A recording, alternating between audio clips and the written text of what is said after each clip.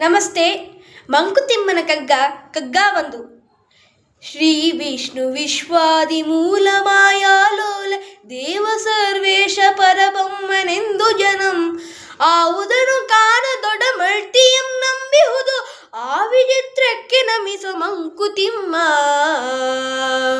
ಸ್ತುಭಾ, ಈ ಒಂದು ಕಗ್ಗದ ಅರ್ಥವನ್ನು ಹೇಳಲಾ? ಹೇಳು ಅಮ್ಮ.